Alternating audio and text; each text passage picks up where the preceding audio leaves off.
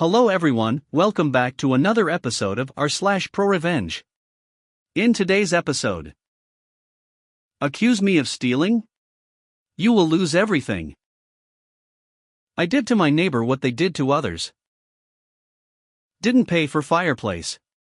Ended up with a house full of smoke. Renege once the job's done? Prepare for your just desserts. Before we get started, make sure to subscribe so you will never miss a video. So let's get started. Accuse me of stealing? You will lose everything. First post, be kind. This happened way back in the dark ages, 1986. I was 21 at the time and working for a gas station that was associated with a certain grocery store chain in Washington state. It was owned by a company not affiliated with said chain, but had locations at nearly every one.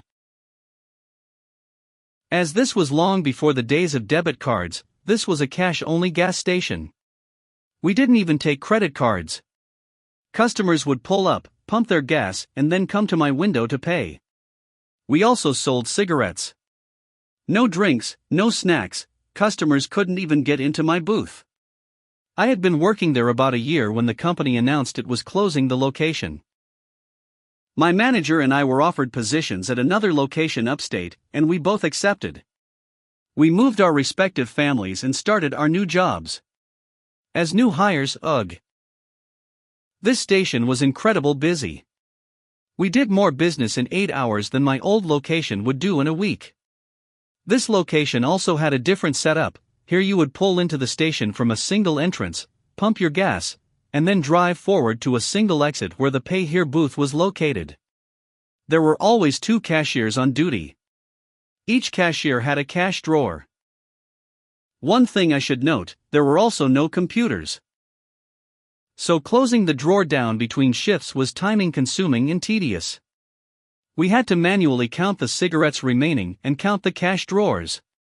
We would fill out an end-of-shift report listing the starting balances and the ending balances. We also had to list the gallons sold from each pump.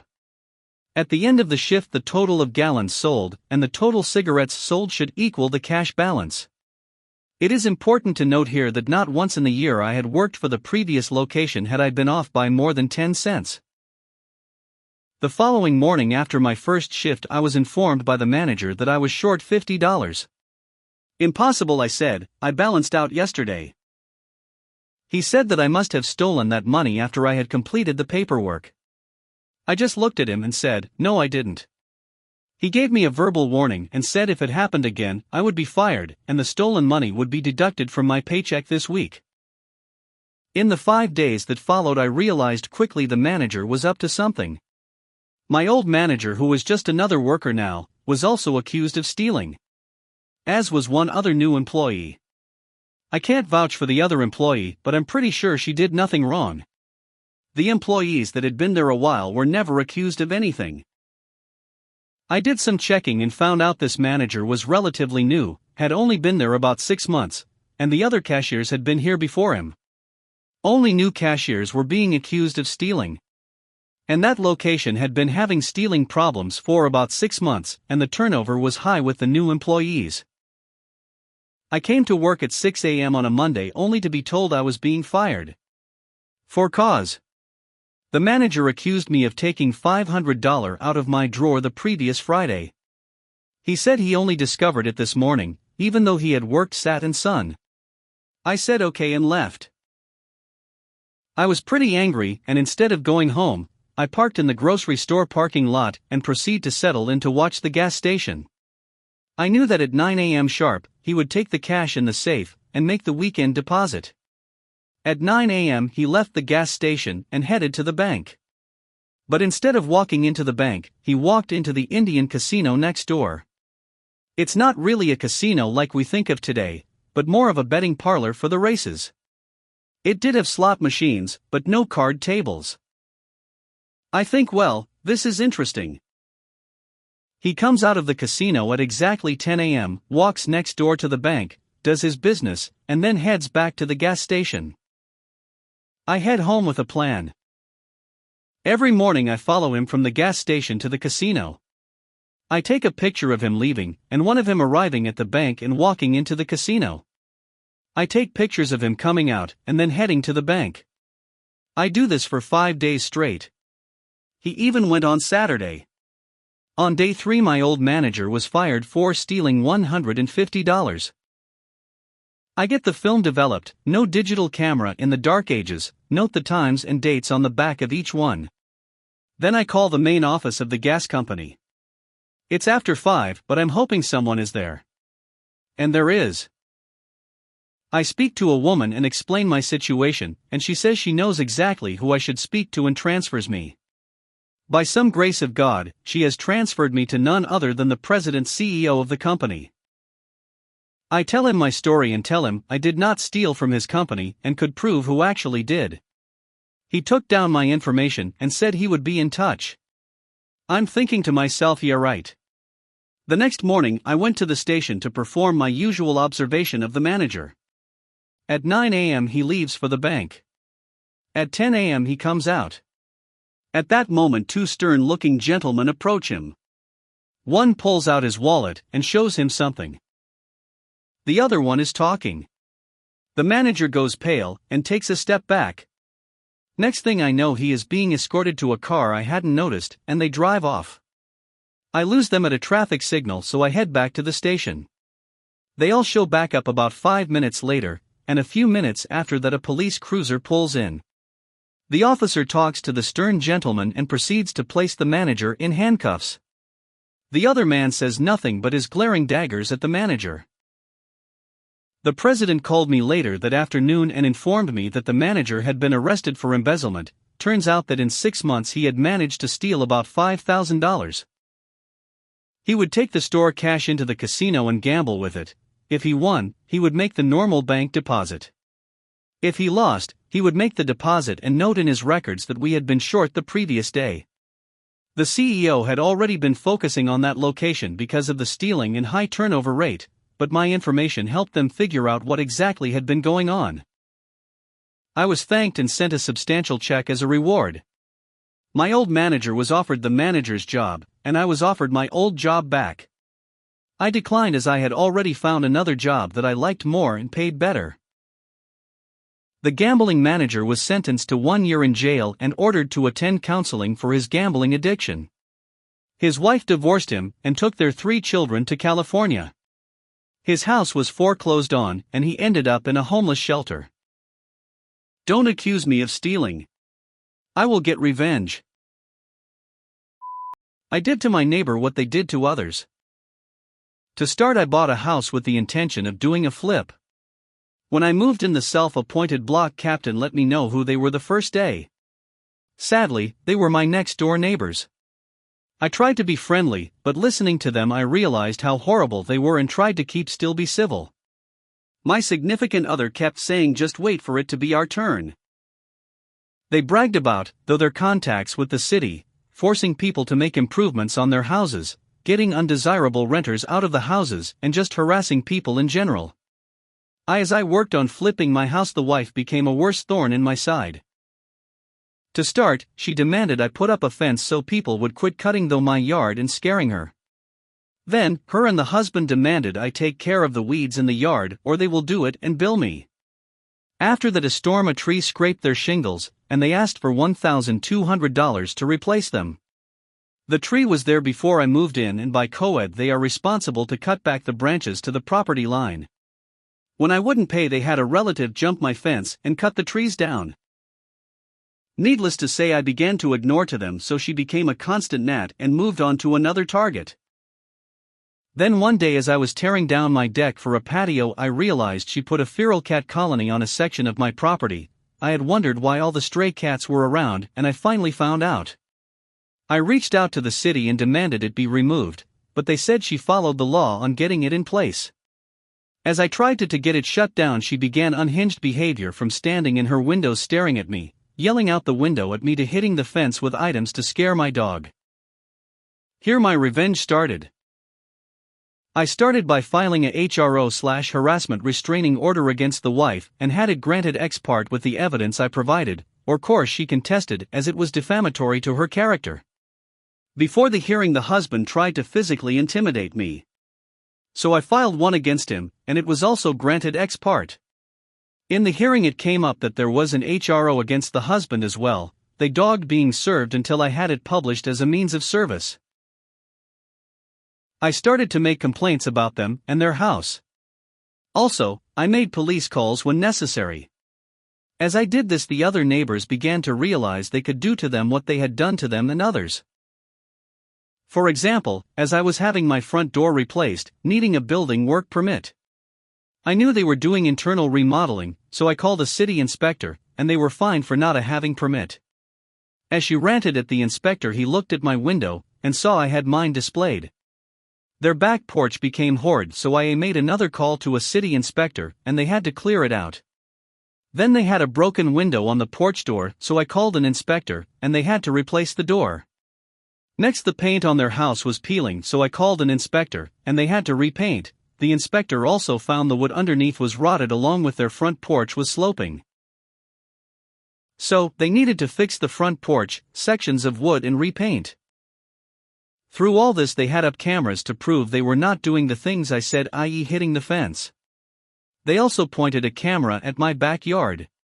As it was legal to point a camera into my yard and a part of my HRO was her intrusive watching behaviors, I gave the camera the middle finger on my way to and from my garage. When she complained, with the city tiring of her, their response was she was admitting to intrusively watching me. The fight over the cat colony came to an end when I realized one of the cats had a serious disease, and I began to capture them and turn them into animal control. Don't worry, animal control was part of the feral cat program, so they would not be put down, but the neighbor would have to pay a fine to get each cat out or have the colony closed. Finally, I caught the sick one and it had rabies. Part of the program was for her to capture each new cat, have it vaccinated. Something she admitted to willing not doing on her GoFundMe for the colony. I soon had the GoFundMe shut down when I provided the evidence she was not using the funds as she stated they were going to be used. The city now had to act to close the colony. The person at Animal Control who wouldn't respond to my complaints was fired. The neighbors called in a city mediator who we met with, presented all the evidence, and said we would not meet with them, and provided extremely racist tweets they made about neighbors. The city cut ties with them as community leaders. With their power to bully gone and having spent what I can only imagine in fines and repairs, like they did to numerous other neighbors.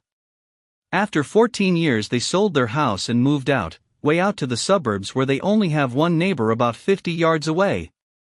They knew I was wrapping up my flip and would be out in less than a year. Without being able to bully their neighbors, with people having their back, they seemed to have no further reason to stay. Needless to say, I did several more things to wear them down. Finally, when I listed my house, it was sold while theirs was still on the market.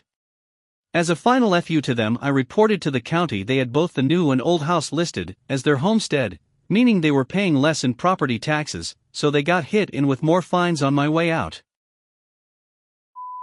Didn't pay for fireplace. Ended up with a house full of smoke. A friend of mine used to install wood stoves and sell firewood. He still sells firewood but stopped bothering with fireplaces. This one guy bought a fireplace and wanted it installed. My friend did this but told him he would need a higher chimney for better air drawing. The guy refused it. I'm assuming maybe he didn't want a higher chimney for the look, and my friend kept insisting. The owner said no, and when the fireplace was done, he complained it was hard to get a fire going, due to the chimney being too short, leading to poor drawing of air. My friend came with a chimney extension and it worked fine, but he decided he didn't want to pay still, even though the job was done, and done well. So a few weeks later my friend was passing through the area, and saw nobody was home, but there was a fire going to keep the house warm. Owner must have been at work. So my friend climbed up onto the roof, and got his chimney extension back. It was a plus, but not enough to cover everything that was installed, and the time put in.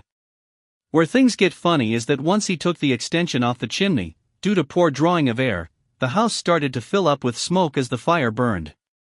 The owner must have come home to a thick smoke-filled home. Try getting that smell out of stuff. LOL. Probably a layer of soot on everything. To my recollection, the owner did not have any pets, so no lives were harmed, but when everything you own is black and reeks like smoke and your home is freezing in the middle of winter, I bet you would have rather have paid someone for their products and services. I hate people like that. When they know from the point they hire you, no matter how good of a job you do, they will try to find some reason not to pay you. Renege once the job's done? Prepare for your just desserts.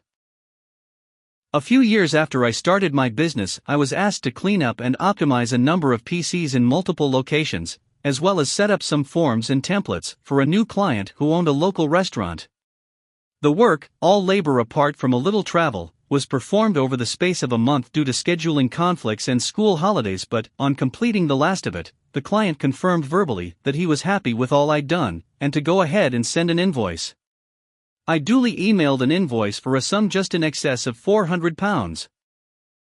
I waited for payment, never heard anything, sent reminder emails, called and left messages, but no response. Eventually a couple of busy months had passed, and I met the client by chance in the local supermarket. On asking why he'd not paid or been in touch, he said that all the PCs were as bad as they had been before I'd started, and that he had tried to contact me with no success. As my landline and mobile phone had caller display as well as answering services, and there had been no emails, I knew the latter was BS, and as any PC user knows, a system can easily go back to pot if the user bad habits don't change. So I contacted a local debt collector, gave him the details, printouts of my call logs and post-invoicing emails, and he took them to the restaurateur. On his return, his words were he's not disputing the invoice, he's saying that the work wasn't done right, so it's his word against yours.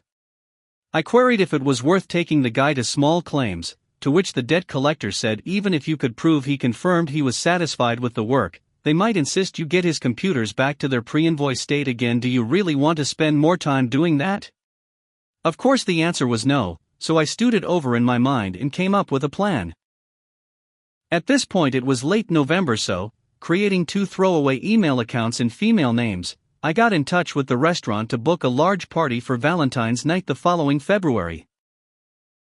I put it down as my husband's surprise 40th birthday party, confirmed that my husband's sister, and CC'd her in the message with the other throwaway, couldn't make the journey north, but would happily pay the £10 per head deposit as her share towards the night. Of course, as time went on, the ideas grew arms and legs. The numbers attending increased, until the owner suggested he'd reserve the whole restaurant for the evening, and they'd happily arrange the seating to suit us. But could I ensure the deposit was sorted ASAP, please? Of course I confirmed that the sister was a scatterbrain and that I'd ensure the check was with him very soon. He emailed the sister using the CC address and she confirmed it had been posted. To keep him on side, I asked for a proposed menu in advance, so that I could send it to all the attendees for pre-ordering. Naturally they were delighted that they'd know this, as it makes their life much easier. Consequently the numbers for all 3 courses were emailed in with a few fussy eater variables thrown in for good measure. Needless to say, by the beginning of February he was getting quite antsy about there being no sign of the deposit, but I reassured him that the sister's check must have been lost in the post, so she'd send another by special delivery, if they could ensure someone was there to sign for it. I knew the owner lived about 25 miles away, and the restaurant didn't open till 5 p.m., so he'd have to come in very early and hang around waiting for it. A week before D-Day, and he'd obviously had enough. He emailed in a spat saying they'd turned away numerous inquiries, had no deposit, and could no longer hold back on taking other bookings. This time I didn't bother replying. My part was done. My wife, at the time, and I were booked in at another restaurant close by for our own Valentine's meal, after which we took a walk past the restaurateur's business premises to see just 2 cars in their parking lot, one of which was his.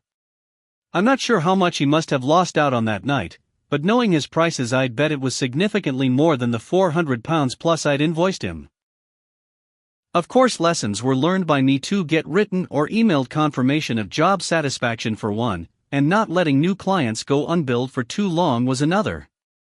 Naturally I had no hesitation letting all and sundry know how he'd behaved either, so he was blacklisted, or forced to pay upfront for any work, by IT and other professionals I knew locally.